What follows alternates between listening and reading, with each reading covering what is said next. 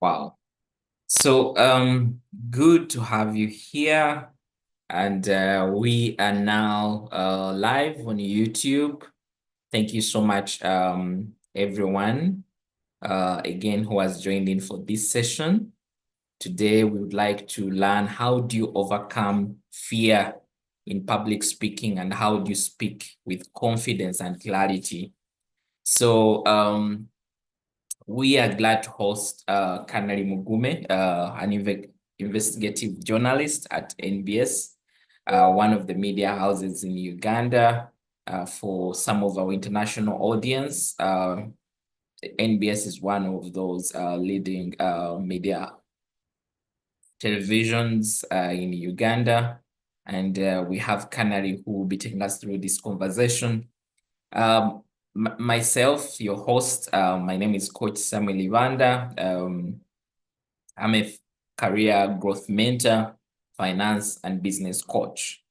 I also lead the team at the Transformational Professionals Club as a founding president, where we have quite a number of members that trying to connect, learn, grow, and earn.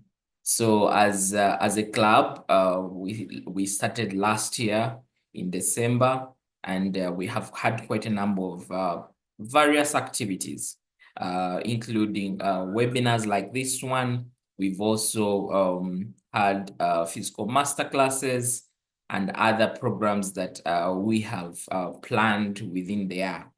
So we have principal members that sign up to walk this journey.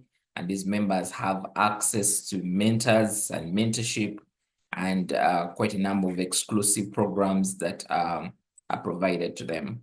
And we also have a WhatsApp group where we have quite a number of you who follow through some of the sessions. And we're always glad to have a community of people like you, like-minded people, because whenever we have these sessions that equip us.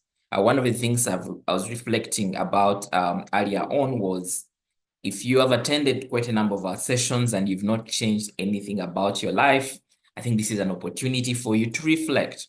In this long holidays, just sit down and say, what are some of those lessons I learned that I can be able to put to my change the way I do things? Even today, as we are going to speak about overcoming fear in public speaking, one of the things that I'm looking forward to see many people taking on the mantle of public speaking. You remember, I think it was one of us here, either Charity or Remigio, posted about those moments when the microphone is passed to you and you feel like the world should just swallow you up because you're afraid of speaking. And I want to say that the fear of speaking is not only for you alone. Actually, it is said that over 4 in every 100 people, they all fear public speaking. So it's quite something that we need to be able to see. How do we get off that fear of public speaking to ensure that we are not affecting our opportunities? Because remember, there are quite a number of opportunities that come from public speaking. So, and as we shall go through. Now, as we have our speaker, thanks for the introductions that are coming through. I see quite a number of them from different people who have joined in. Thank you, Charity, Cobell, Deborah, Keith, John, quite a number of people that are joining in. Vanessa, Mr. Fred Unzima, all the way from South Sudan, Cobell, Rita, quite a number of resourceful people that have joined us the call. We are glad to have each one of you. Thank you so much for coming. Before I introduce my speaker, I just want to share a few things about public speaking and some of the things that have really helped me as a public speaker. Now, I did not start out as a confident public speaker, and I'll tell you that there are quite a number of times where also fear develops.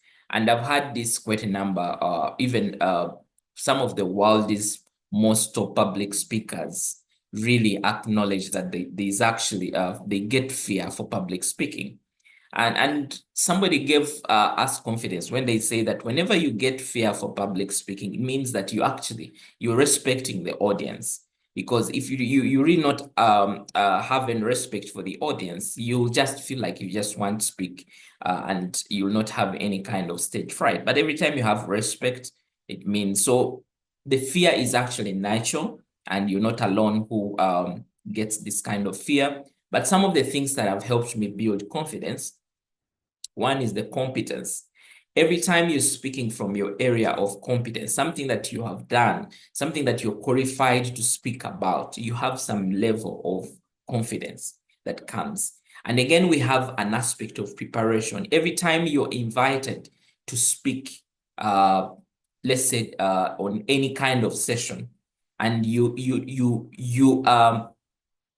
prepared, you've taken your time to prepare, somehow this naturally builds your confidence. So it's quite important for you to make sure that every time you have an opportunity to speak, if you're informed, if it's not impromptu speaking, if you're informed about the subject matter, make sure that you prepare extensively. And preparation could also include doing some mock-up sessions. Get yourself either before a camera, either before somebody in a room, speak to them and see how that could be able to speak to you. So it's quite important. And then, of course, the other is, one of the things is understand the audience. Most of the times, because we are invited to speak or because we have an opportunity to speak, sometimes we do not want to understand the audience. Now, the audience is very key in your public speaking, because if the audience does not give you an audience or they're not listening through, you will not deliver successfully your presentation. So you need to understand your audience. One of the things that I do whenever I'm invited as a speaker on any kind of event, I ask about the demographics of this audience. I ask them about things to do with what's the gender, what is their level of education, if they are professionals, how experienced are they, what kind of fields are they trained in. All these things help me to understand my audience, such that even when I'm preparing my message, or even when I'm delivering the message is actually speaking to the audience. So that is quite important. And then, of course, one of the other things that I want to say is your improvement in public speaking comes with time and comes with practice. So we've heard about this whole quote of practice makes perfect, or it makes you better. I would say that over time, speaking to the public has given me the confidence.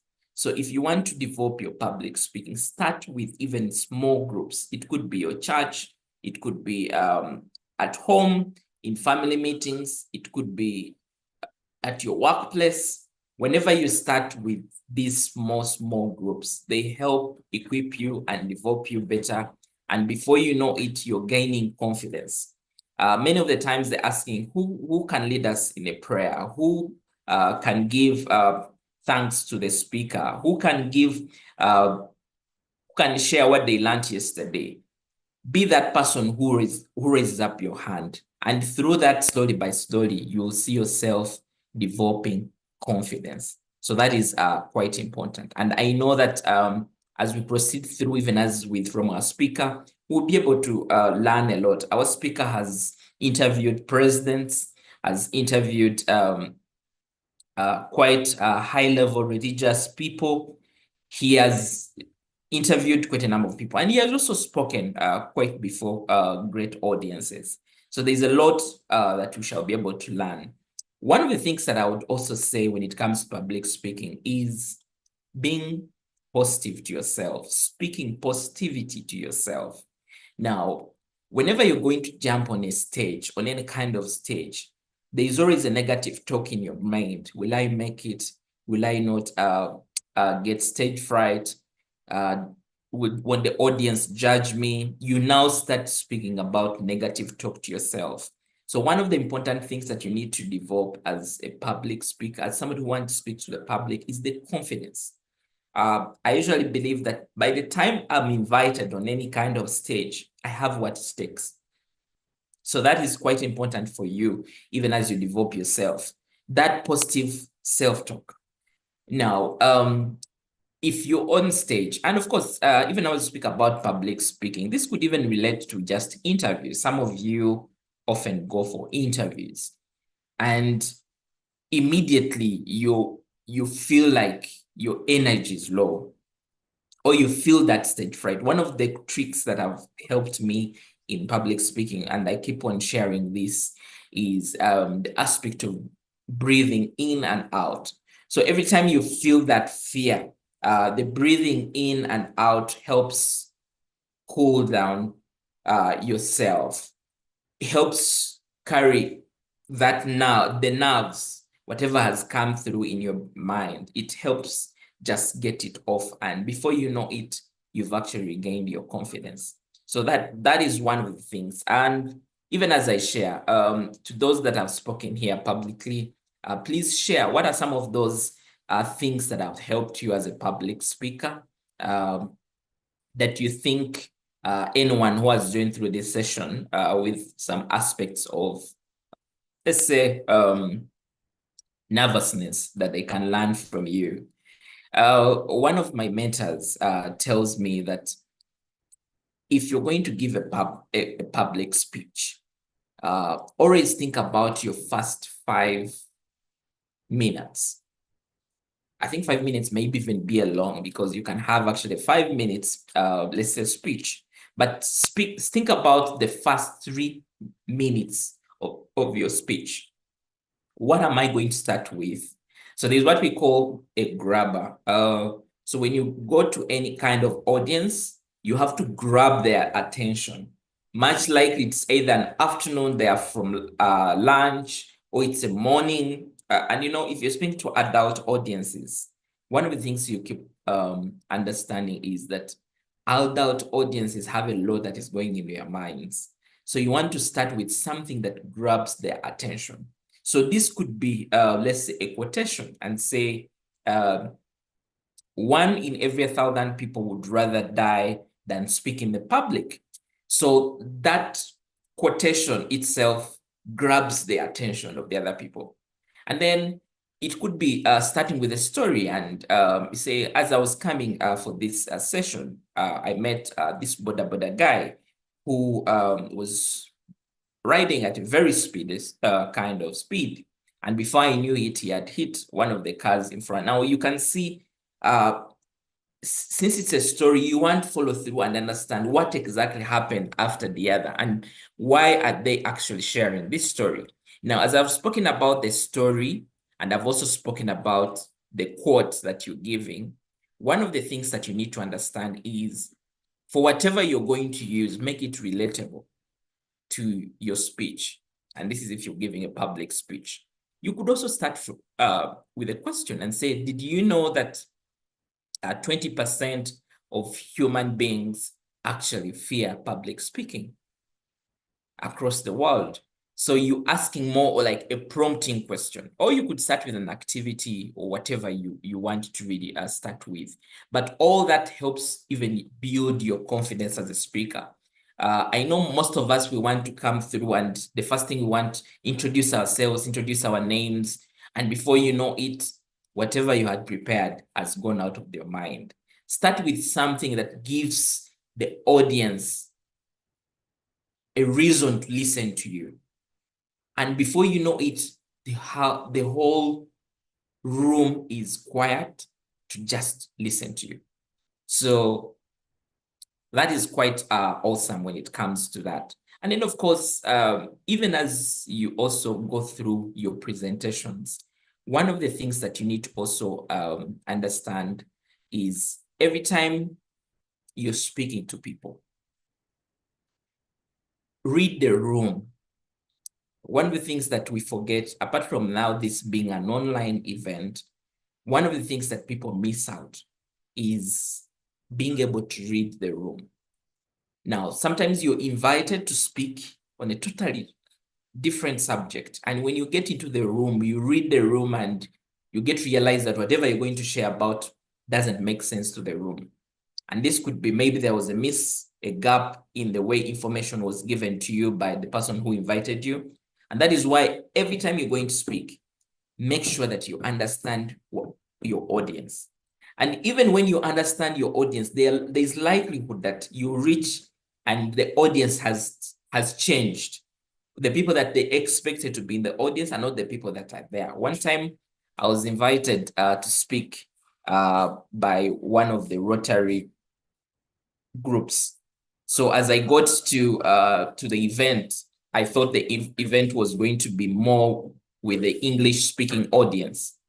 And along the way, I got to realize that the Rotary Club had actually done an activity, and their target group were actually local women and youth that were not really English speaking. These were Uganda speaking.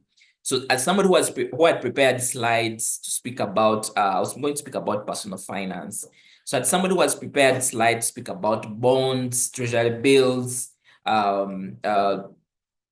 things that could relate to a much more informed audience, I had to get down myself and say, okay, this is a local kind of audience, and this is the kind of message that they would really be able to relate with. So that is something that has, I think, worked for me, being able to read the room and be able to tailor yourself very fast, such that by the time you out of the room, everyone is saying, wow, that really spoke to me, because you understood them. Sometimes it could be even just going through the expectations. And just as I asked you to just share some of your expectations, sometimes it just helps you understand why is your audience in the room? What have they actually come to do? What is that one thing that they want to take away from the room? And then you speak to them, not coming with all these things because in your mind, this is what you've prepared, this is what you think they should be listening to. You need to be able to get yourself down to understand that sometimes your audience is interested in something that is relating to them. So thank you so much, Onesimus. Saying invite 5 of your friends to be a part of this session. Thank you, Onesimus, for inviting. We have our speaker who is going to speak to us shortly, Mr. Canary Mugume. Let me try to just check and see. Okay. Thank you so much, everyone who is here for today's session. Quite a great time to be alive and to be able to learn from our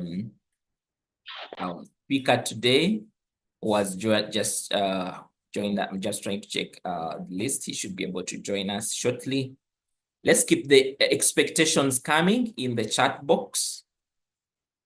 And thanks everyone who has just joined in.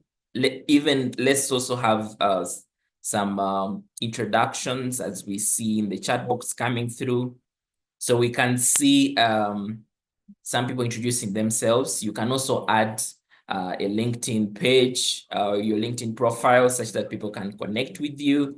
Once again, I welcome you to the Transformation Professionals Club weekly webinar, where we share content on aspects to do with personal finance, personal branding, public speaking, personal development, and quite a number of other aspects. One of the things that we also do is we help professionals to be able to connect. And once you've connected, we also help you to be able to learn through these weekly webinars and other programs that we organize. And as you learn, we want to see you grow at the end of the day, because we do not want you to just consume a lot of knowledge and you're not growing the process. We also ensure that you're not just growing, but you're able to translate your growth into an income. one of the things that we believe as the Transformation Professionals Club is a professional should not depend on only on one source of income. A professional should be able to create multiple income streams. And also in case of any, let's say maybe you've lost your job or there's a change in your industry, just as we saw a funds freeze happen in the NGO industry, you should not be able to, you should not be disturbed by such kind of changes in the industry. You need to be able to move to either consultancy very easily or either to freelancing. You should be able to do quite a lot just with yourself. So that is partly what we stand for as the Transformation Professionals Club. So if you're not a member already, I would encourage you to join us. I'm also just going to just share our link to the group where you can join us. Okay. As we will.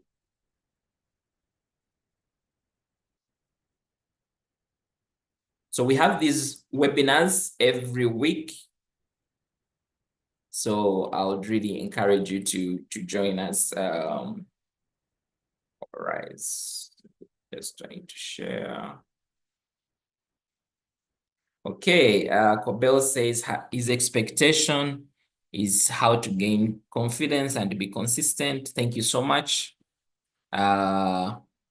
Okay.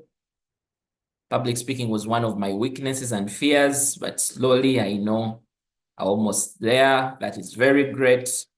Let's keep the expectations coming such that we're able to learn from each other.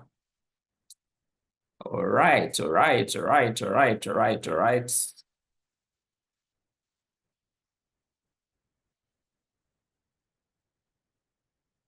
So I've shared the link to those that are not part of our WhatsApp group. You'll be able to see it there. You can also just Google and just Google Transformation Professionals Club. You'll be able to see quite a number of activities.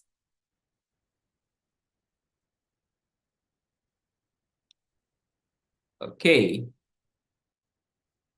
So let's continue to have all those messages coming through as we have our speaker in is joining us shortly. Okay. We have quite a number of people here, which is really, really very good. But we are here to learn from each other. This session is also being recorded on our YouTube channel. You can we can also be able to follow the session on our YouTube channel, such that you're able to not miss out.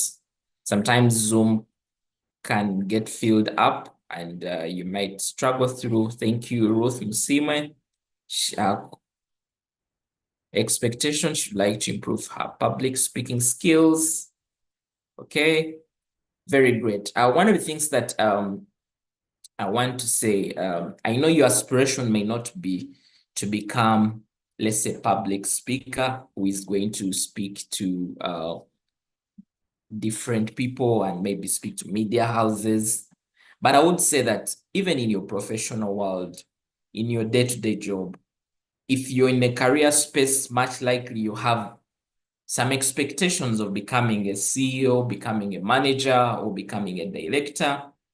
And you're going to get to a time where you need to be able to present your ideas to either management, either to the board.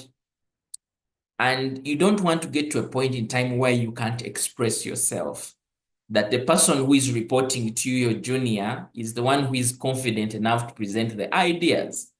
And if you can't express yourself, means that you can't sell your ideas. Even if you want to influence policies, even if you want to change anything around what you do, you cannot do it because you're not confident as a speaker.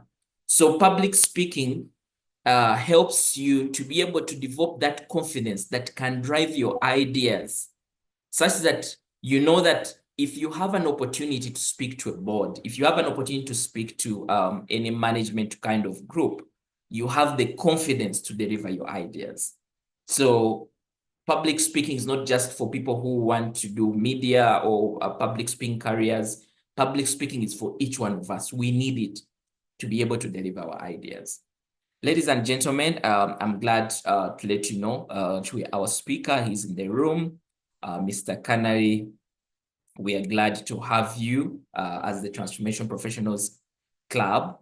Thank you so much for creating the time to join us. We are glad, and the audience is ready to learn from you. I don't know if you okay. You could switch on your camera such that our audience is able to relate to you. So we have 83 of us here, and we have other people that are joining us via Zoom. So thank you so much for coming through. Friends, join me in welcoming Mr. Canary Mugume. We want to see you in the comment section, also in the chat box. Let's welcome Canary for showing up here to take us through today's session. So to those that are joining us from various parts of the world, our speaker today, Canary Mugume, according to his LinkedIn, he's a senior climate reporter and a news anchor at NBS Television. And he is also a graduate of the International University of East Africa and doing quite great stuff in this era. So, Mr. Canary, I don't know if you can hear us. Yes, I can hear you. Can you hear me? Yes, we can hear you very well. Thank you so much for coming through. And we are here basically to learn from you on how to overcome fear in public speaking and speak with confidence and clarity.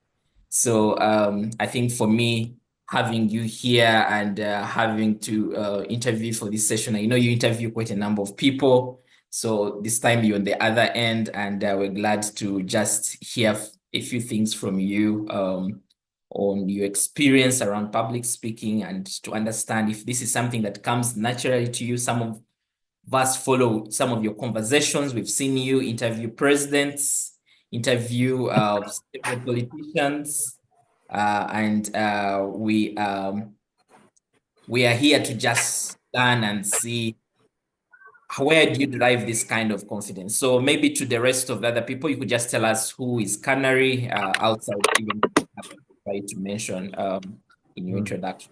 Over to you. Thank you. Thank you very much, Coach Samuel. Many thanks for this opportunity, and to the entire team. I've been looking forward to it.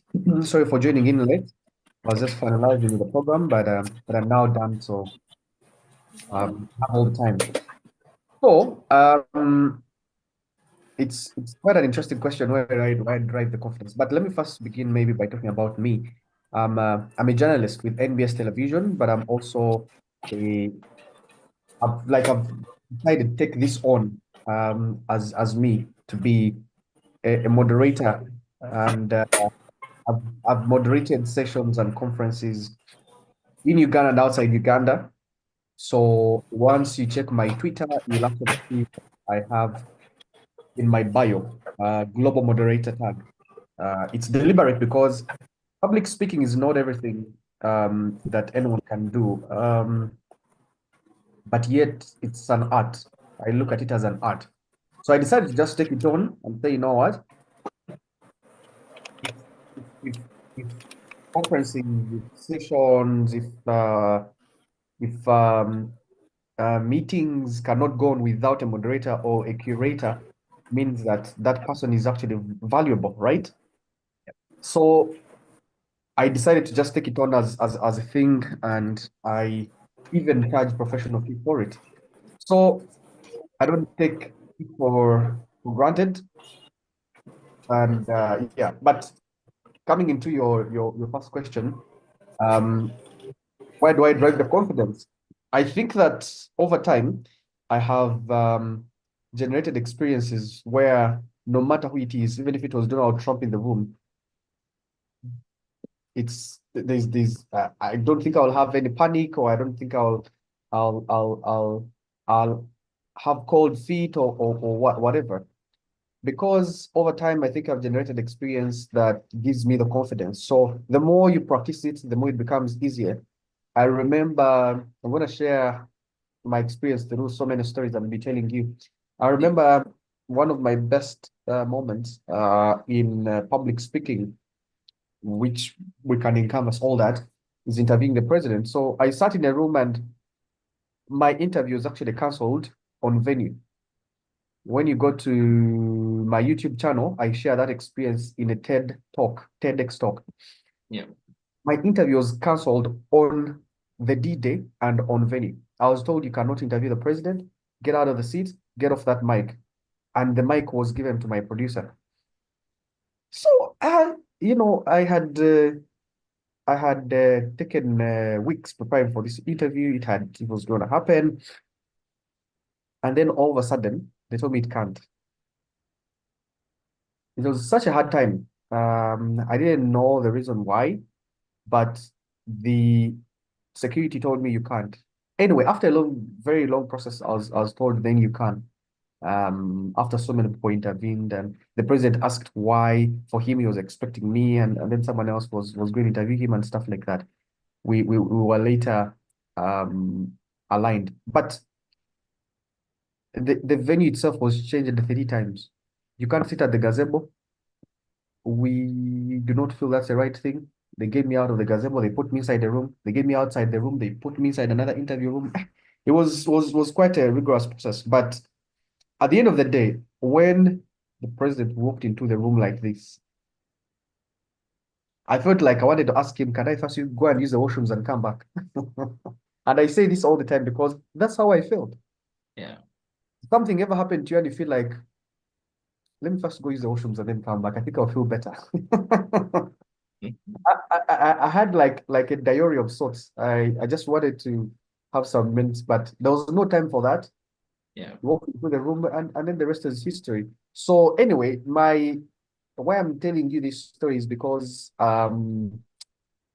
this sometimes I think I felt overconfident and then doubted myself at the same time. Yeah.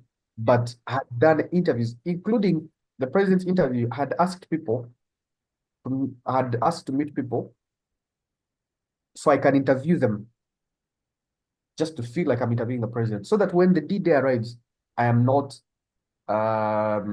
shaky or developing cold feet or something like that. Yeah. So yeah, so what does that teach us? Practice. True. Yeah. All right. That is great and great sharing. And I think for our audience, they thought that this is something that comes natural to you, but from your sharing, you've shared that you've also had those moments where you had some elements of fear. So to those that are starting out as speakers, and I just want us to get back to the time when you were joining television and you were starting out in this. What are some of those things that you did that equipped you in developing some level of confidence that you have today? Sorry, say that again. I lost you somewhere. Okay, I want us to get down because somebody is watching you and somebody is starting out in their public speaking journey. So they have this kind of fear within themselves to speak to in public. What are some of those practical tips or daily habits that you've actually leveraged on to build your confidence and be able to calm your nerves into aspects of public speaking? I think some of the things I've done is one, like I said, practice. Even practice inside my room, the bedroom, on the mirror. Just Yeah. like practice and practice and practice. But two, I also look out to global public speakers.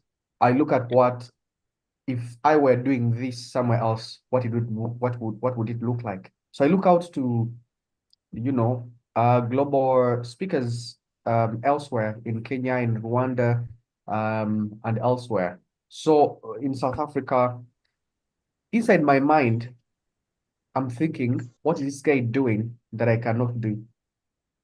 What is it that is giving him the confidence to sit on a panel with five presidents and not feel shaken? So I actually like go on YouTube. I even have like it's for me it's crazy because I even have like platforms where I subscribe, like actually pay money to learn the art of public speaking.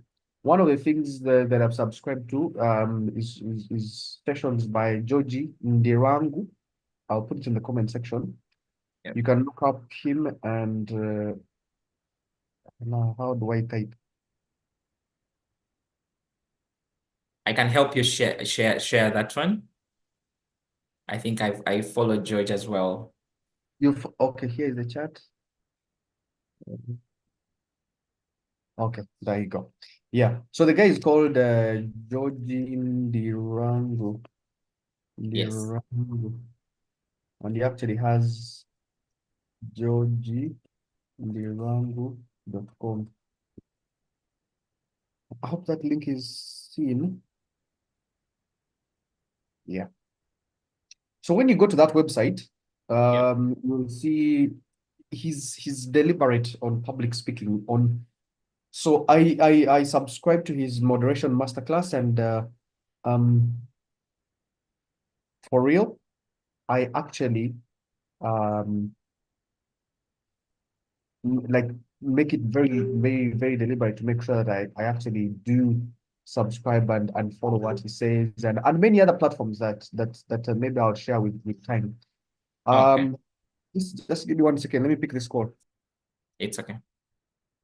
Yeah, so great sharings from Canary, and as you could see, I think one of the things that he's trying to share here is that just as anyone, public speaking is about continuous improvement. I think he just as he mentioned that he now subscribes to learn from other people like George Ndirangu. George Ndirangu is a Kenyan.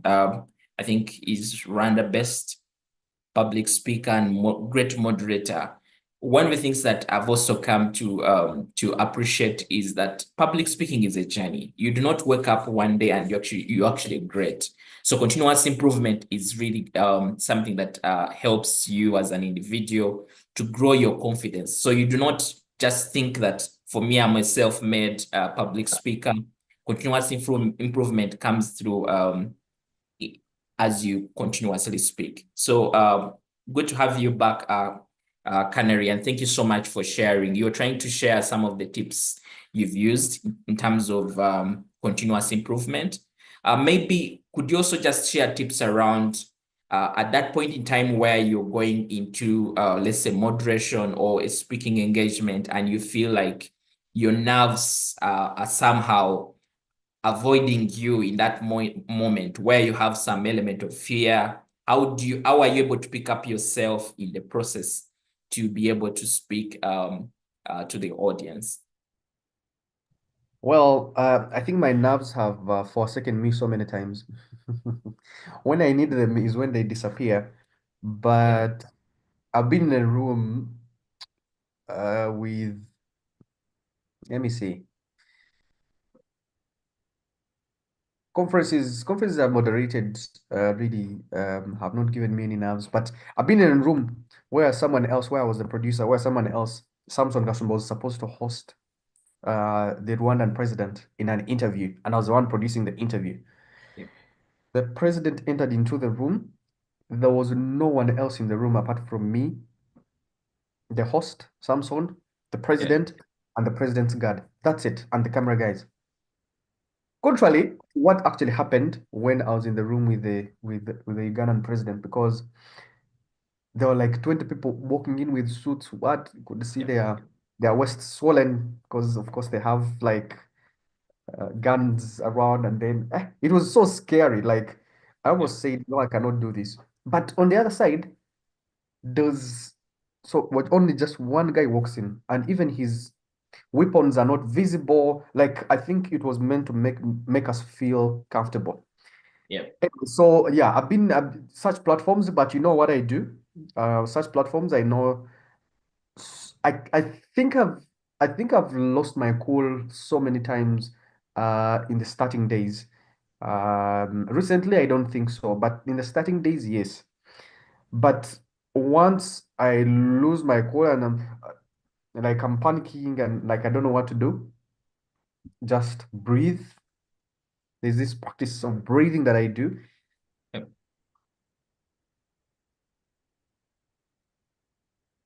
Like I do that 5 times and breathe like 20 times. So I just breathe because once I get the panic attack before I start to speak to people, so I wear, I don't know where my phone is, my watch is. So I wear a smartwatch that monitors my heart rate. Once I get the panic attack, my smartwatch tells me your heartbeat is over the board. Then it warns me. Then I know, okay, something is wrong. Then Okay. I zoom out. Everything in the room does not matter. Only me matters. Then I first zoom out and then just breathe. Wow. So you think I'm looking at you, but I'm actually not. Like for me, everything in the room is blurred. I'm not looking, I'm just inside my mind, just breathing. Once I do that, it's like a camera. Once Mm. everything is blurred, then you put it into focus, then everything is in focus. That's how, Yep. so after I'm done with the breathing, then I focus, then I'm now with you and I can do anything whatsoever.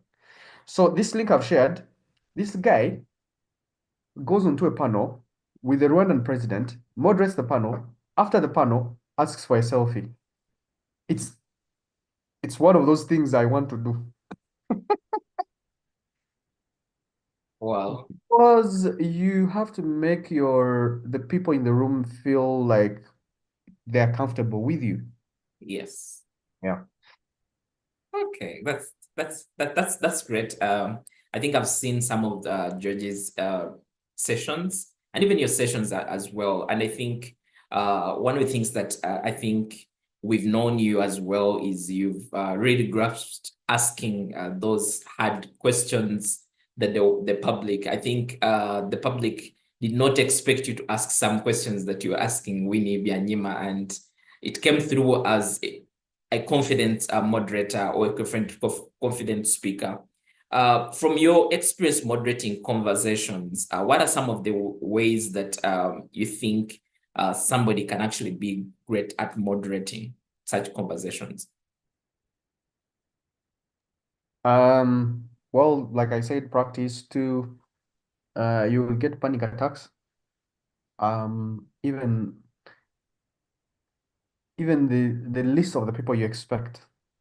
Three, I think that so when you get panic attacks, you practice the art of breathing. It's just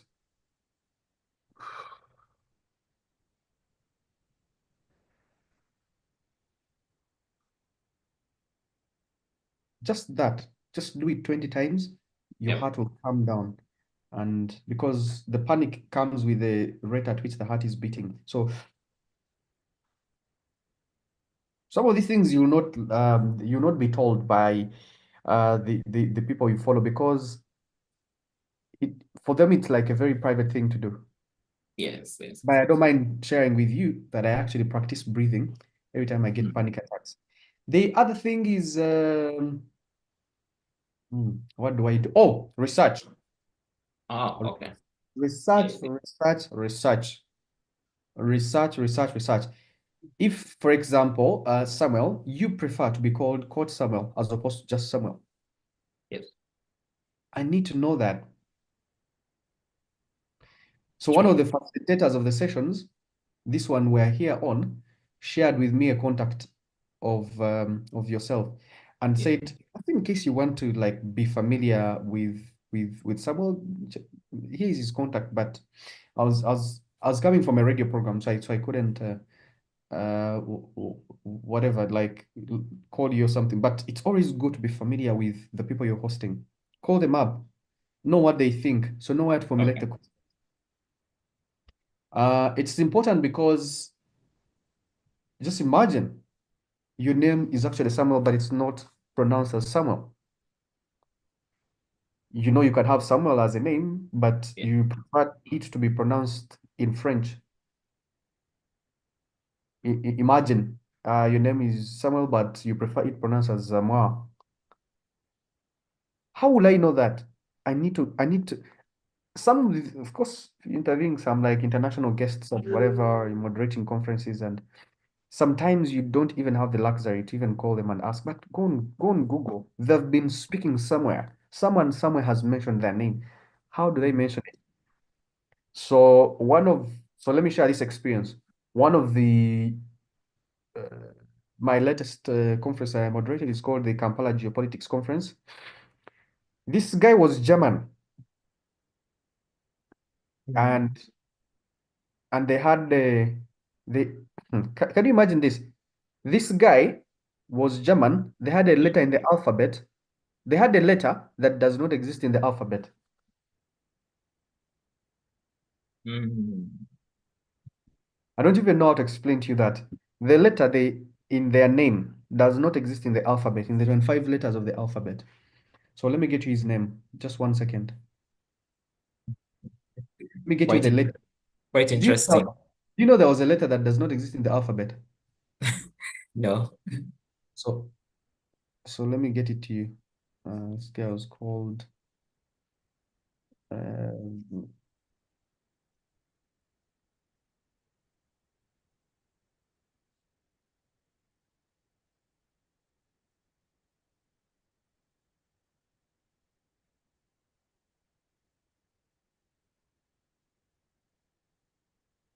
Thanks to the comments that are coming through in the chat box. Are we learning something?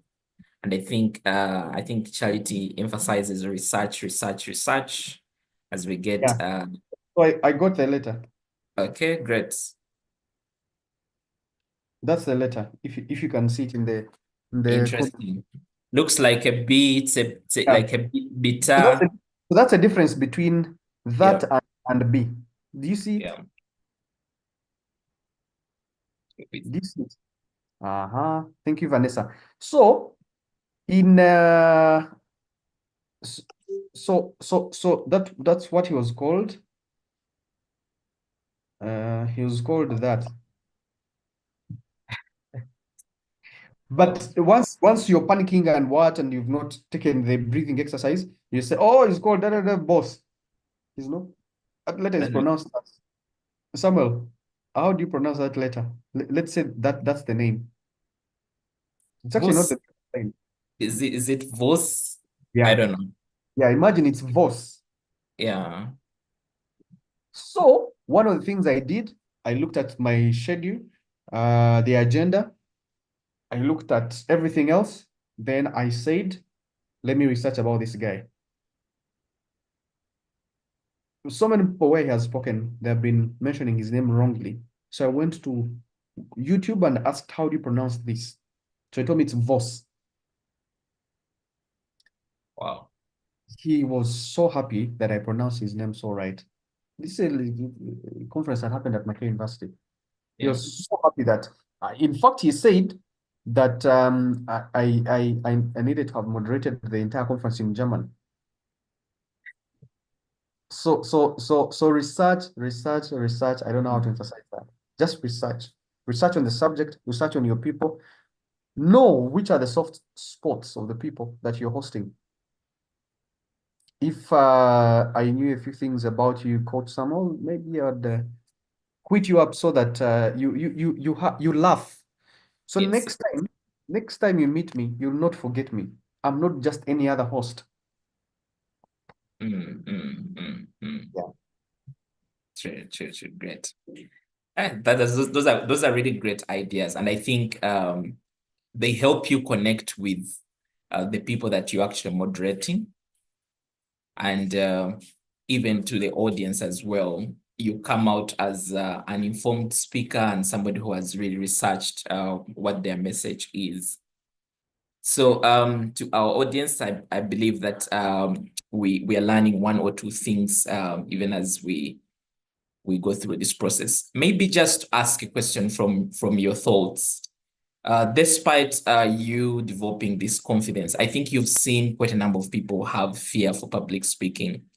What are some of those aspects you think could actually be behind the fear or behind the nerves that somebody could get on their journey to public speaking, or in that point in time when they have been asked to speak?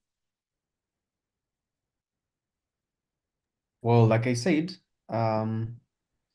breathe. It's it's weird, but that's what it is. Just breathe. Then research. If there's anything you can get out from this entire conversation, just breathe, research. That's all. That's all I can say. Because I mean, I spend so many hours looking at what it's weird, but I'll tell you this. I actually follow like daily lives of two comedians. Not because I'm a comedian, but I find their way of telling stories and stuff really rich. So I follow Trevor Noah. I also follow Kevin Hart.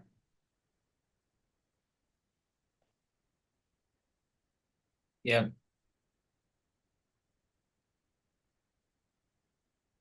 Because I think that they put in a lot when it comes to researching, and by the time they tell a story or a joke, oh boy, they have really, really understood like community and the kind of audience they are actually speaking to.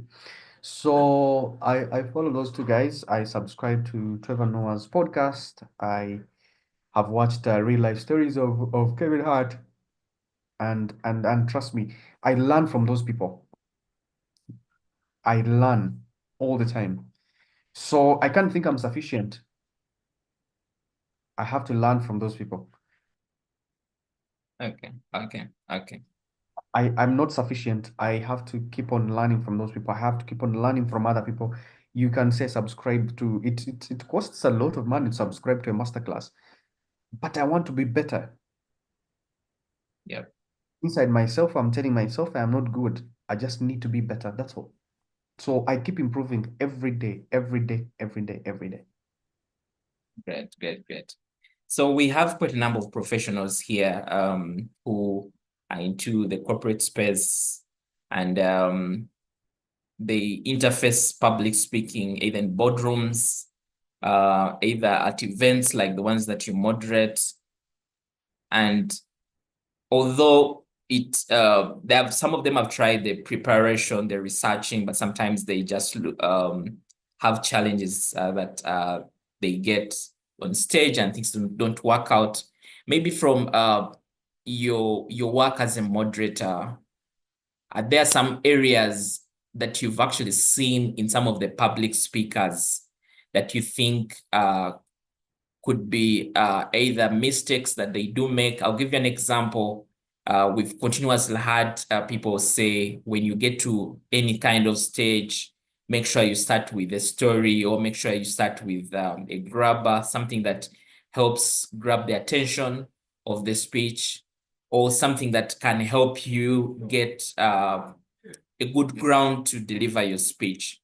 What are some of those mistakes that you've actually seen public speakers make in front of the audience as a moderator the other side?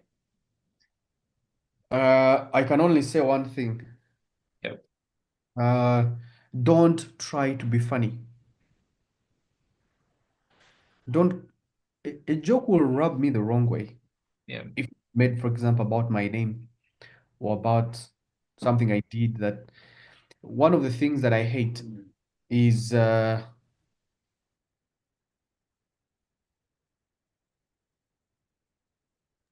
one of the things I hate is so I made an investigation. This was about a dead man. It was about a man who had been rumored to be tortured. It was about justice. If you guys remember the story of Ziggy Wine and how, but I went on site and said, is it possible that a bike actually fell in this trench? So I got a tape measure and said the size of the bike. So TV is about optics. Yep. I don't know how to explain optics. Okay. TV is about swagger. So you got to make an impression where no one will not forget about you. Yep. So it's you create an impression and what? So I went to this site and took so every time someone wants to mention my name, oh, tape measure, tape measure. This was a story about justice, it was a story about a dead man. So it's just a story about a breadwinner of a family. You can't be making jokes about this kind of story. There's a better way. I can lend you a joke if you want to. You get it? Yeah. Every time you introduce my name, you don't need to add so and so and so what tape measure. This was not just a story about a tape measure. It was just a story about someone who was in pain, someone who died in the Mm. hands of the authorities. So don't try to be funny. In fact, if you can't make a joke, just be straight up. Hi, good morning. This is about this and this and this and this. Da da da da. Go away. As opposed to thinking, oh, I'll make a joke about a government official and their name and maybe them coming late or corruption or whatever. It doesn't matter now. It doesn't matter. Once you've mastered the art of public speaking, then you know what jokes to make and what jokes not to. So the biggest mistake is public speakers think that they can make a joke and they'll get away with it. No, you will not. You will offend me. And if you meet people like I've interviewed like Winnie will call you out. It's what it is. Wow. Wow. Great, great, great. I think as somebody says the story that you ran with the tape measure around Chebando, somebody relates to with it here. But I think Oh, it's a thank you. great Thank you. Thank you, it, Erasmus. it's a great takeaway. I think sometimes we think the comedy will somehow make our audiences either laugh, but sometimes it might affect, especially if you are a moderator or a speaker and you're making, let's say, comment about your co-speaker or whatever it is. Sometimes it might affect how they feel about everything. Okay, so yeah, let's keep the comments coming through. And in case you have a question that you can be able to ask, I will ask you to raise up your hand, and then you can be able to ask your question. But thank you so much for the comments that are coming through, and thank you so much, Canary, for you sharing your experience and sharing your how you approach public speaking. Any questions so far? Anyone who'd like to ask a Canary question? You can raise up your hand, and I will be able to give you an opportunity to ask. So there's a question here from Mr. Biamukama Onesmus. Says, how can professionals position public speaking not just as a skill, but as a leadership tool for influence, advocacy, and transformation? I don't know if you, Canary, would want to take on this one. It's a Sorry, question. sorry, say that again. So it's a question from Biamukama Onesmus, who says, how can professionals position public speaking not just as a skill, but leadership tool for influence, advocacy, and transformation? That's a great question. Like I said, in I've taken on public speaking as a profession. So in my Twitter bio, you'll see I'm a global moderator everywhere in my bio, whether Instagram, TikTok, or Twitter. I'm a global moderator, and I have a rate card for it. I charge professionally for it. I charge what I speak per hour. If you cannot afford me, it's fine. It's okay. You don't have to. You can get a, but you see, I've invested. I've invested a lot in my getting better in my public speaking. So if I've invested, I need to know the things I need to do. So you almost get into a conversation with me about how much I need to be paid for me to be at the venue and speak on the microphone, right? Why? Because I take it serious and I'm not shy about it. Not even a friend can call me and say, ah, but you know, you're my friend, eh? For example, let me give you actually a good example. I don't do weddings Mm, because they're just not my thing. I yeah. don't do weddings. No matter how close we are, I cannot MC your wedding because I don't do weddings. That's it. Like I know my kind of stuff that I need to do and the kind of where I'm good at and where I'm not good at. So for weddings, it requires a guy who is, I don't know, funny. Me, I'm not a comedian. It requires a guy who is going to keep the audience, you know. Me, I need the agenda, and the agenda is going to follow the way it is. That's it. Yeah. Say, I tell you about God, I've delayed, I take crack jokes. I'm not that kind of guy. So I'll just wait it out and you know. So no matter how much money you're giving me, I'll not MC a wedding. You'll never see me MC a wedding because I don't know how to. Yeah. So one of the things that I think people should look out for is why are you good at, why are you not good at? And once you discover why you're not good at, just let it go. Just drop it. Let it go. Great. As simple Great, as that. great, great. Otherwise, otherwise in Luganda, ogenda kulembera Mm, ku kintu ate kikuswaze. So yeah. yeah. So me, I say I don't MC weddings. That's it. And there are conferences I cannot moderate. Conferences, for example, where my beliefs contradict the kind of topics that are being discussed. Yeah. I can tell you there's some of the things that I believe in. For example, I believe in conversations about having a baby by choice. Mm, mm, Yeah. mm. In any case, if you find yourself pregnant and you know you cannot have the baby, you should have the baby by choice. Or if you cannot have the baby, you should find alternatives.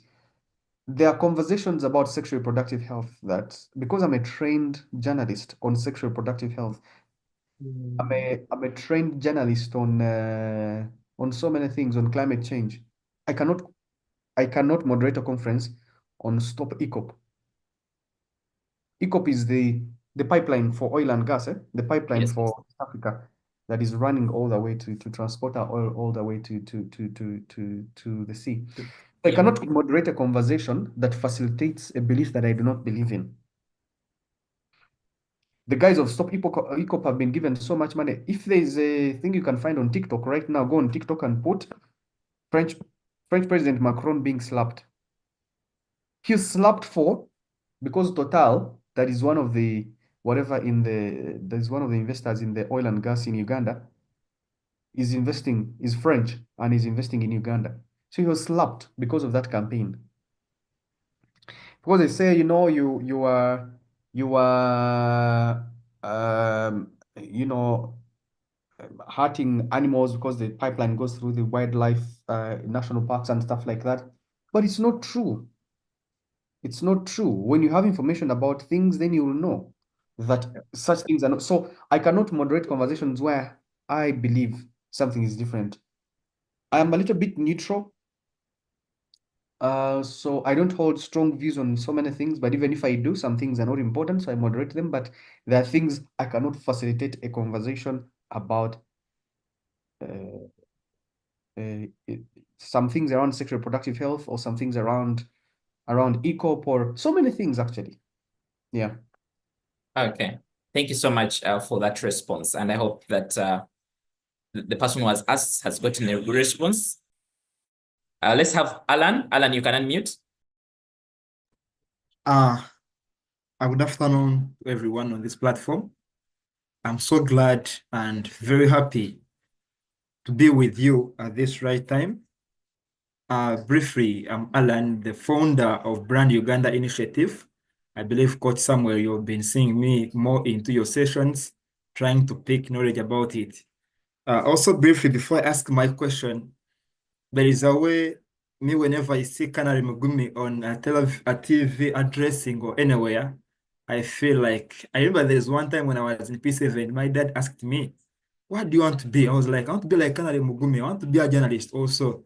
But literally, the fact is, I really love him and he has inspired me a lot. So my question is, and it goes to Mr. Canary, what's that one core principle you should hold on to that ensures every speech or appearance leaves a lasting impression in the audience?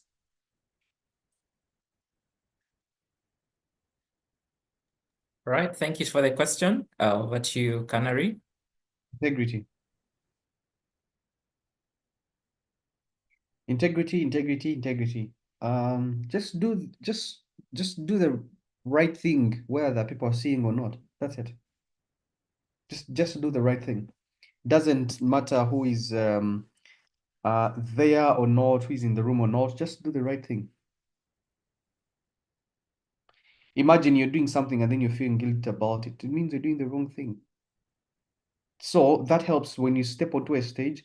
You don't need to feel guilty about saying something. You don't need to feel guilty about doing something because you are doing the right. You guys are enough light.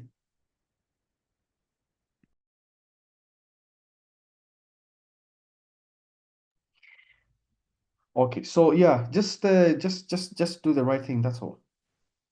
Great. There is another question here, as we have Canary come through, and I think even as to just add, he shares about integrity, and I think that cuts across everything. People want to see that integrity, authenticity as well.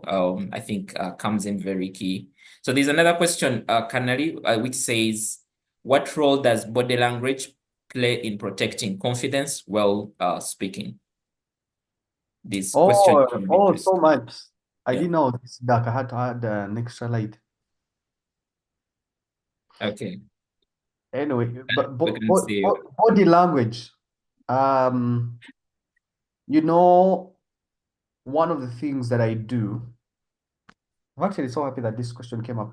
One of the things I do is play around with my body language.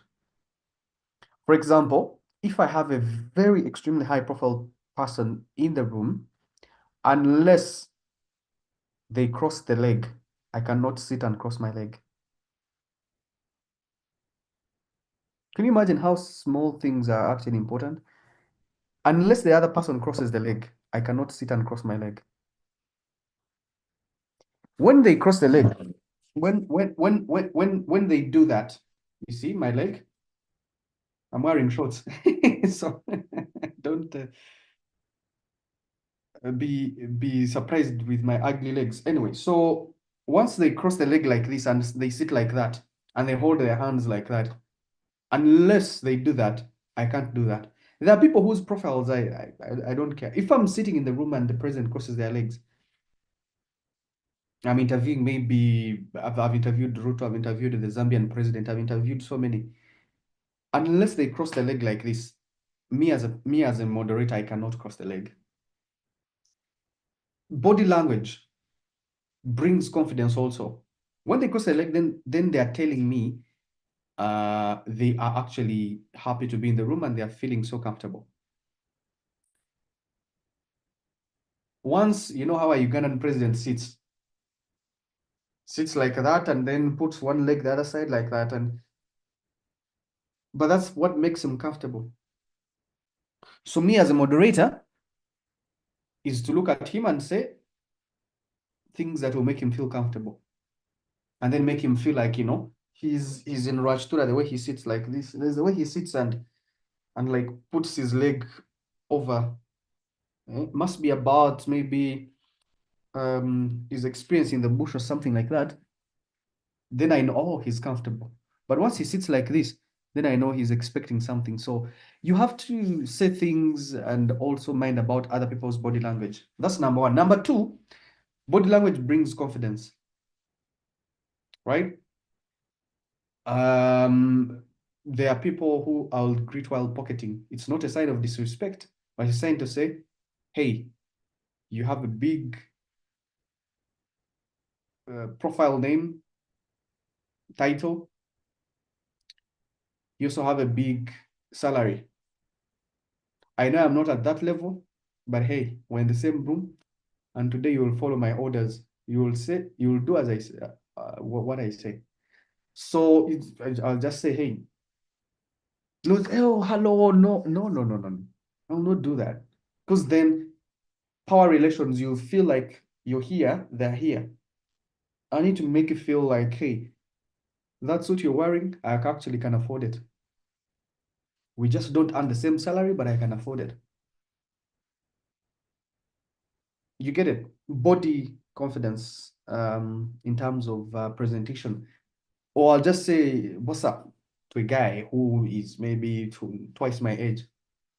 Just to make them feel like, yo, I have earned it to be on this table. You get it? Yeah. So I don't meet people and say, oh, but nice to, even if I meet today, I'll say, what's up? How are you? Respectfully. I don't know anyone in this country I'll meet and then I'll say, oh, nice to meet you. What. Not because I do not respect them, but let them also respect me for the kind of job that I do. I need to make them feel that I'm also up to something. So when you see me, for example, greet whoever, one, I'll have eye contact. I'll have eye contact. Because that's extremely important. And then two, I'll be very confident. Trust me, you will know. If everyone who is meeting you is saying, "Bye, nice to meet you," and is almost kneeling, you'll forget all those people. But once you meet this guy, you don't even know his profile.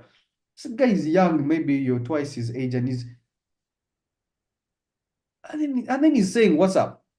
I'm not saying you should say what's up to people. I'm saying that for me, I need to tell people that I've earned my place on this table. So I can afford to say, hi, how are you? What do you do?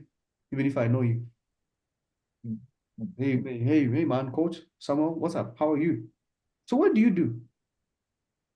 You'd be like, this guy, I'm a multi-billion investor in this Kampala. How dare you ask me what do you do? But you won't say that. That will be in your head. You'd be like, who's this guy who doesn't know what I do? So yeah, body language, everything. It's everything. Yeah, very, very great. Actually, body language comes out very, very key. So there's a question from Timothy, and I'll just combine it with the one of Cobell. Says, besides the fear, how do you gain confidence and line up the right words to phrase in public speaking? And then Cobell says, elaborate the art of quoting in public speaking.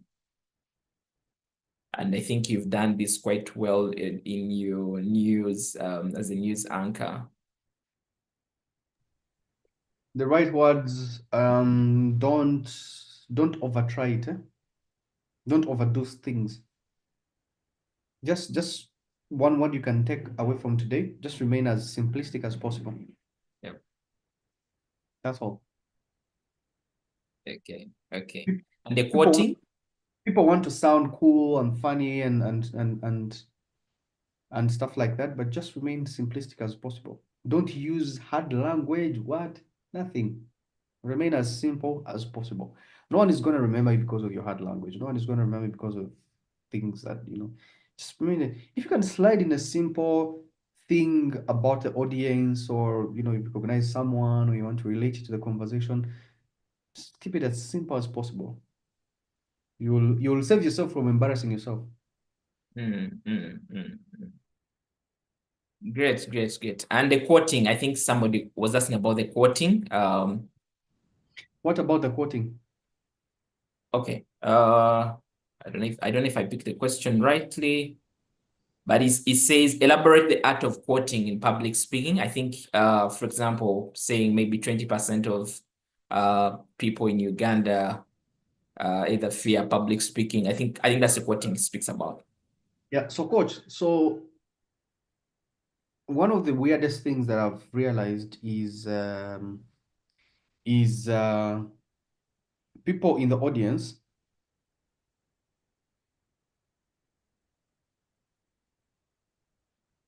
People in the audience are more informed than you are, right?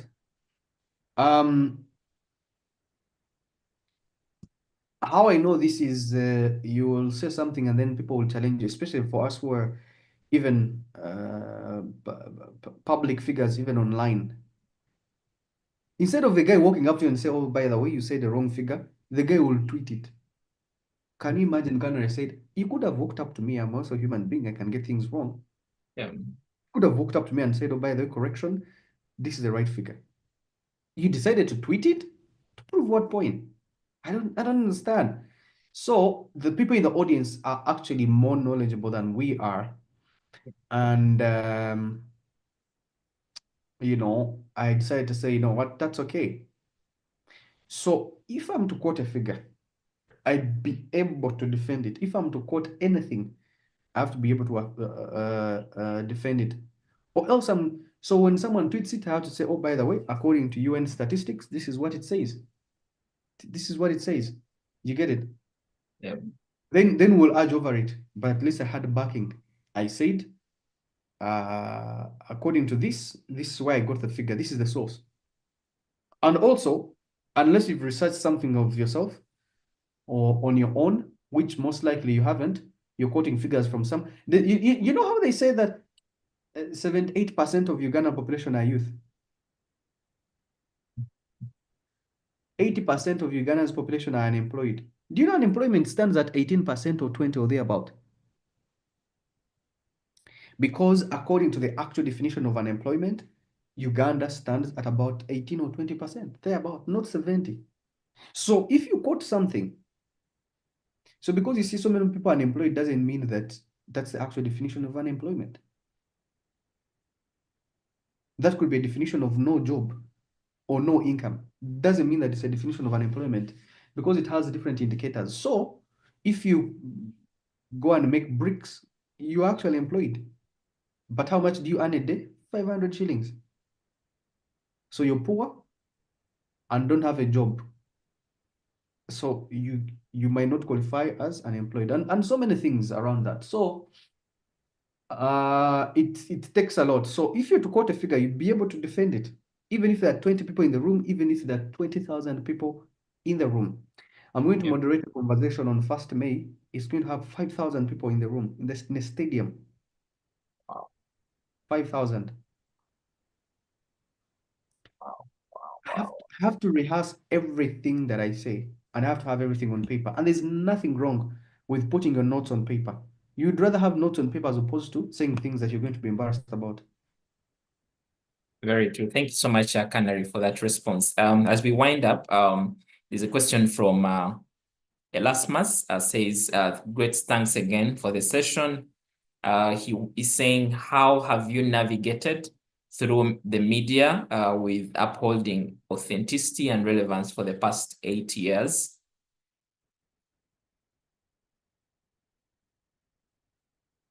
Consistency.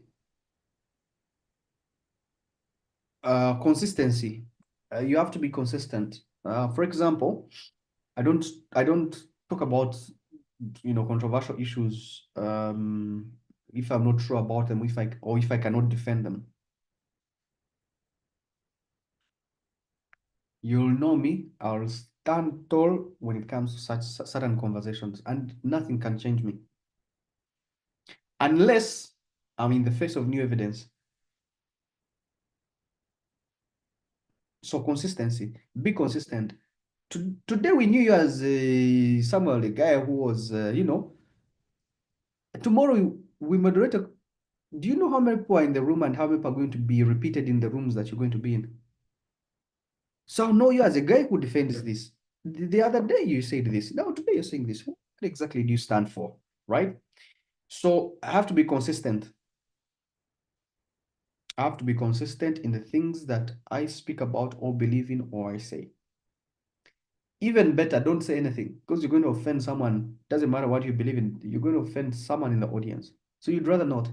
Not that we should fear offending people, but I feel like people should be offended. But uh, you're paid to do that. Just make everyone in the room happy and then go away. What does it cost you? Nothing. So consistency, be consistent, not in the things that you say alone, but also in the way you appear, in the way you say things. In just be consistent. So let them know you as that guy.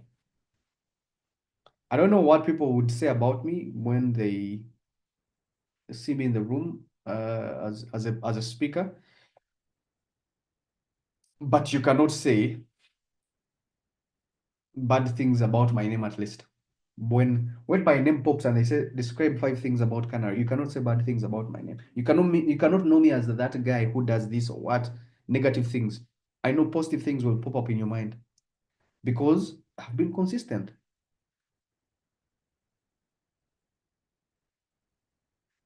Great. Thank you so much, Canary, for that response. And thanks so much to our audience for following through the conversation. I think we've answered quite some questions, and I know that you also gave us up to one, but we are much glad to have you as a speaker. Maybe any closing remarks to our audience, and also we have quite a number of professionals here who could need some services in terms of moderation within the organizations. Could you just speak about how people can get you and how they can be able to follow up from this conversation?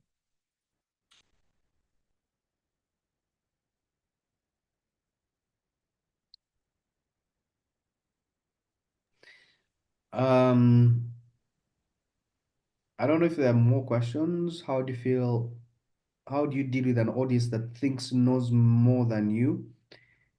And just be neutral. Choice of wording, diction, this can be one of the hardest things to do actually. I mean, my experience, when you choose words, you may end up not even using them in the entire session. Just be as simplistic as possible. Don't try to look for hard words excite the audience. There's a question here of how can I measure improvement in my public speaking skills over time? I think from Beatrice. Yeah, so Beatrice, so that's a very important question. So I go and watch my work. If it was documented, right? I'll go and watch it. Say, how did I do? Can I tell you? Can I make you laugh? After every bulletin, I go and watch how I did the bulletin news at 9 p.m. Wow. Especially the crucial like interviews and what I say. Then ask myself, why the hell was I stammering here? It's because someone maybe was messing me up in my talk back, whereas where these things. It's because maybe someone somewhere was, trying to be funny. Was because my heart was actually not there in the room. I was thinking about someone else. Maybe someone disorganized me on WhatsApp. You get it? So I go and watch everything that I do, and then be like, So this point that I stammered, it means that I checked my WhatsApp before the interview. So moving forward, I'll put my phone in do not disturb mode, and I'll not check my WhatsApp before any interview because it disorganizes me. Someone can even excite me. Yeah. I can see a video of my son playing around and it excites me and I'm thinking about this boy. But I'm supposed to do an interview, remember? No one cares about my boy. The audience is caring about me asking the hard questions of this government official something. So so I go and review my work. So Beatrice, measure improvement, go review your work, look at the areas you can improve in. You yourself will know. You might not even ask opinions from other people. You yourself will know. Great, great, great, great. So people are just appreciating here some of what you've shared. And I think you've been able to answer quite a number of questions. I think there was one from Onesimus here also says, have you ever faced a moment of self-doubt just before going live or presenting? How did you overcome it? Yes, every day. Yeah. Every day. I'm wondering, I don't know. How did I be chosen to be doing this? And am I good enough? Inside my mind, I think I'm good. Does the audience think I'm good enough? Every single day. But you know what helps me? I tell myself, if I wasn't good enough, I wouldn't be here. Yeah, just go do the goddamn job and get it done and get it done well. That's it. So I I make myself so confident. Tell myself.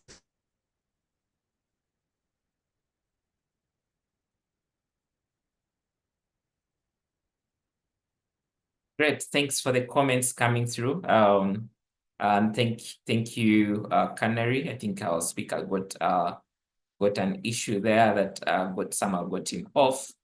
But thanks so much for the questions that are coming through and for following through the conversation. This conversation has been recorded on YouTube, so just in case you had any internet issues here and there, you can be able to catch the session on YouTube, and you can be able to follow through. Those that are not part of the Transformation Professionals Club, we welcome you to the community where we host quite a number of resourceful speakers, just as we have had Mr. Canary Mugume today. You can be able to follow some of the conversations there, such that you can equip yourself to be able to grow yourself, but also, yeah, continuously improve. This journey of either public speaking, of personal branding, whatever it is a continuous journey of getting much better. And we know that as we continue through this journey, we can be able to equip ourselves and continuously improve. So those that would like to join the Transformation Professionals Club, I'm just sharing a link within the chat box as we see if our speaker will join back, just to give his closing remarks. I think he has a call. So if you're not part of the Transformation Professionals Club, use the link in the chat box to just fill a few details, and you'll be able to join. We'll be having our second masterclass that will happen in June, and we'll actually rotate around public speaking. So right now, for whatever you've learned from Mr. Canary Mugume, I encourage you to go and improve in your public speaking. So we have Mr. Canary back here. I think you went off before you'd give us your closing remarks. So most of the people are just appreciating for whatever you've been shared, and say you've really been honest in your conversation, which is something that we really look forward to. If you need to follow Canary, especially for our audience internationally, you could find him on Twitter, on X. I see Canary, you have a LinkedIn account as well, so people can also follow through there, as well as Facebook and other platforms. Canary, would you want just to give your closing remarks as we wind up this session? And in that, you could just speak to somebody who could be starting out in their public speaking journey, and how they can be able to, walk through the journey such that they can get to a level where you are as a confident speaker. Over to you.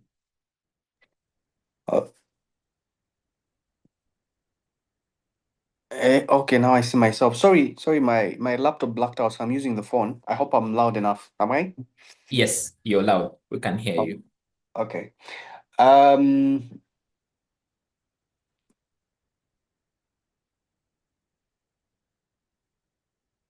One thing I can say about public speaking and developing confidence is walk into the room like you own it. I don't care who is in, I absolutely don't care who is in the room. I swear to you, Samuel. I don't care. I don't care how much money they have in the bank account. I've been given that mic. Everyone is going to listen to me. So I'll make everyone feel like I own the room. I'll walk in, even if it means me walking in pocketing. People say, why do you do the news while pocketing? It's because I can. You want to tell me otherwise? You can't. People have subscribed to their DSTV so they can watch me. So I'll actually walk into the room like I own it. Confidence, body language, and then the first few words before. So I need to, by the time I walk out, everyone remembers who is that guy? What's his name? I'll repeat my name so many times so you cannot forget it. So next time when you, oh, you're the guy for, I'm like, yeah. Why? Because I made an impression that you cannot forget me. So some of these things are very deliberate. Some of these, if I'm to make a joke, it has to be the right joke. It has to be, if I'm to make a statement, if I'm to quote a figure, it has to be the right figure. Or else you'll have the Minister of Health in the room and then we'll say, oh, by the way, in their speech, I had Canary say this, but the actual figure is this. Can you imagine that kind of embarrassment? You get it. So I'm very deliberate on each and every word and I practice it every day. And before, like, I'm doing a conversation on 1st May, then 4th May, I'm booked out until June. But for each and every, like, one of the conversations I'm doing on 4th May is about malaria. I cannot say wrong statistics. Also, I have to walk into the room for people to know, oh, I know. I can't be talking about, for example, you know, for example, there is a conversation around accidents on the road. Yep. I am trained to report about accidents, but do you know that they are no longer called accidents? They're called road crashes. Wow. You get it? So I can't get into a room and we're talking about, number of accidents gotten on the road by borders and calling them accidents. That's not the right language to use. The right language to use is they are called road crashes. Crashes with an A, not that one that Biamkama has written. They're called road crashes. So you be informed about the subject, and I can't be walking into the room and I'm talking about what else. Last time I was trained to report on something was on comprehensive sexual education. I can't walk into the room and talk about sex education because those are two different words: sexual education and sex education. Sex education, you literally teaching kids in school to how to have sex, but sexual education, everything about safety when you're having sex. Um, you know, all these things that the facilitators always talked about, abstinence, use of condoms, contraceptives, and all. So then you get into the mic and you're even afraid to talk about it. Oh, you've had MC say kids are doing bad manners. No. If we talk about this issue, let's talk about it. Because kids at 11 are having sex and they're getting pregnant. That's the reality. Let's not hide away from it. So you got to stay informed about the trends. Actually, that's the word I was looking for. About the trends. So you don't look embarrassed. Yeah. Great. Thank you so much, Canary, for those closing remarks. I'll call on to one of us to just give words of appreciation to our speaker. Charity, would you want to take up the bold move, or anyone else?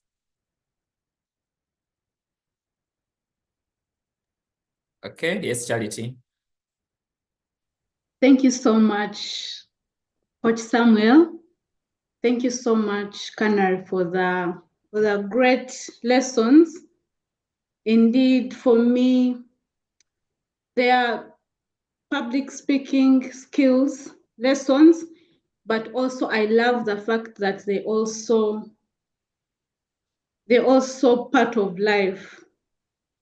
Like, I love the fact that you emphasized about research Actually, I even wrote on the chat, you emphasized it 3 times.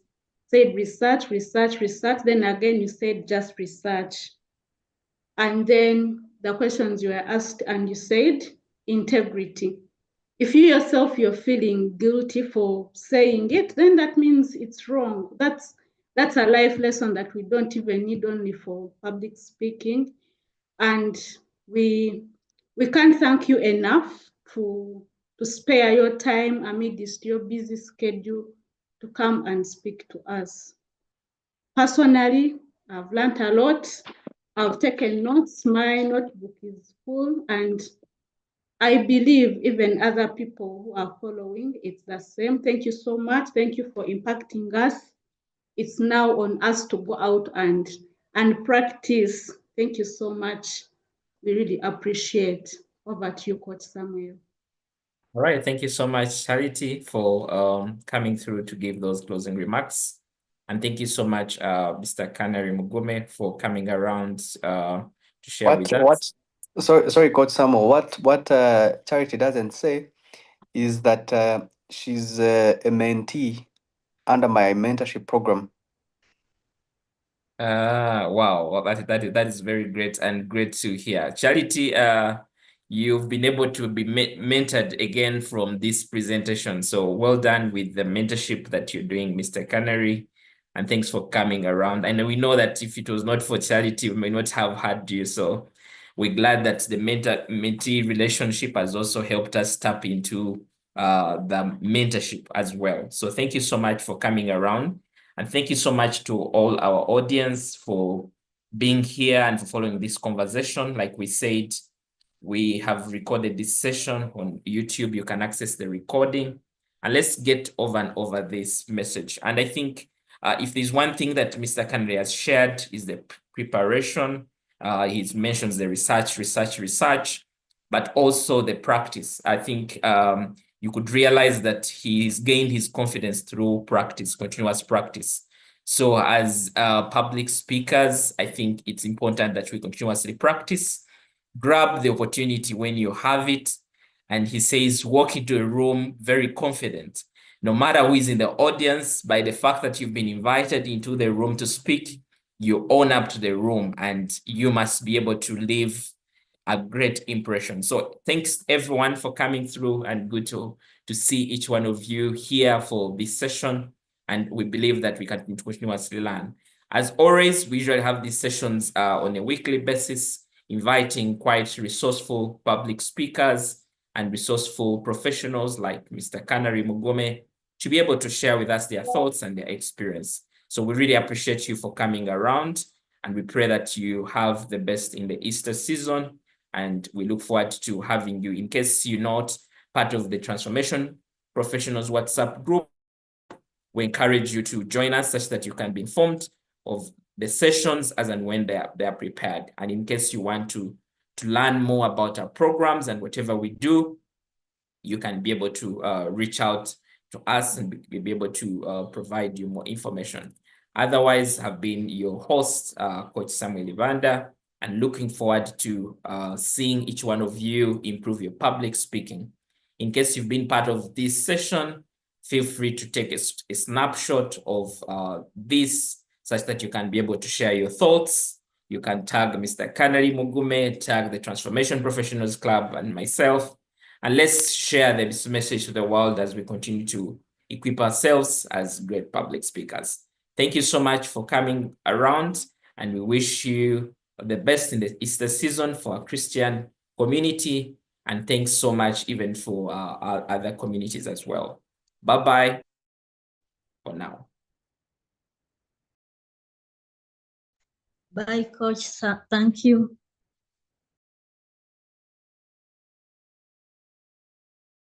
Thank you. Thank you, Coach Samuel. Thank you. Thank you, Coach Samuel. Bye-bye. Thank you, Coach Samuel. Thank you. Bye-bye. Thank you very much. It has been a very, very wonderful session. Good Easter. Great to hear, Peter. Thank you. Bye-bye.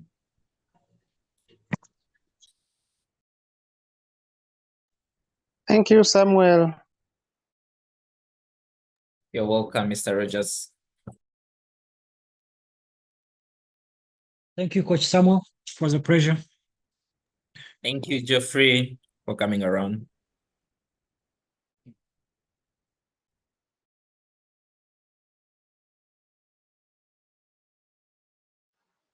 Thank you, Mr. Samuel. Thank you, Jacqueline. Thank you, Coach Sam. Thank you, Onesmus, for the questions as well.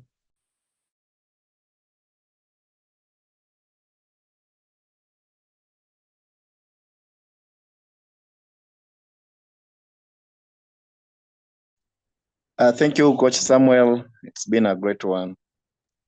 Thank you, Moses, for coming.